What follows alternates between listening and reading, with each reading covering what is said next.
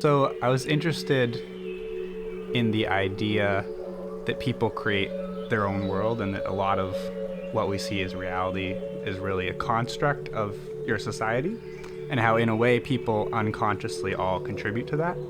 And so the Stoneheads, which I call the Ideologues, they're basically like people who have bought into this model of the world and they're perpetuating it as they each replace their heads with the stones, and they have this kind of symbology that continues. The Ideologues prints, being black and white, work with so many different kinds of rooms and decor styles. I think that it's really well suited to an office or recreation room, something that you purposefully are spending time in this room for a while.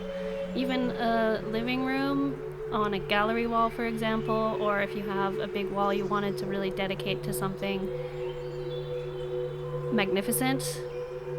I have it in my entranceway, which is really cool. I open my door to see this whole new universe.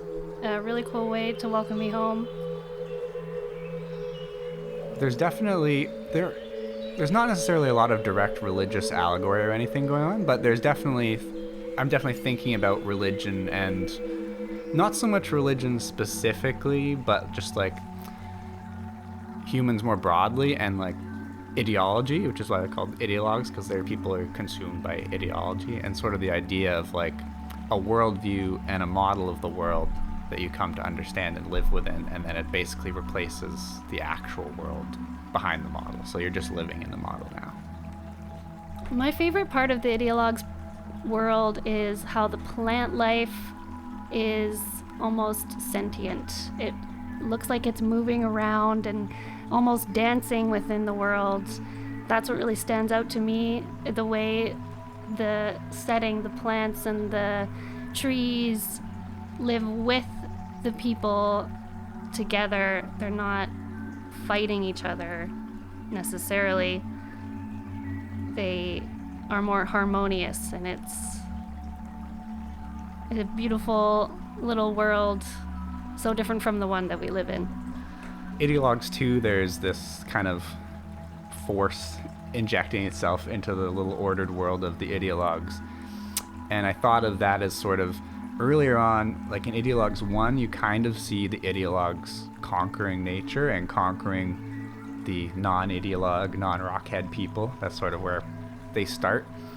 And these kind of chaotic shapes injecting themselves, I see sort of as the true chaotic and somewhat random nature of reality is kind of slapping them in the face. So it's sort of the kind of monster looking thing is sort of a embodiment, I guess, of the fact that the world doesn't actually fit their model, and every now and then they're going to be reminded by that in a sort of chaotic way, I guess.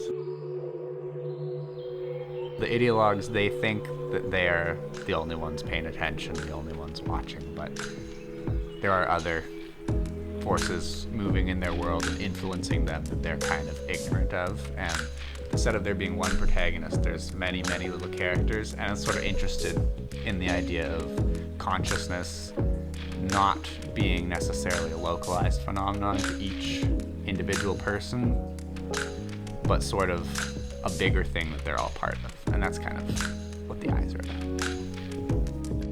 It captures the experience of being on psychedelics, whether it's mushrooms or cannabis or whatever, and being in nature and feeling one with it and feeling like it's moving around you and it's just so full of life.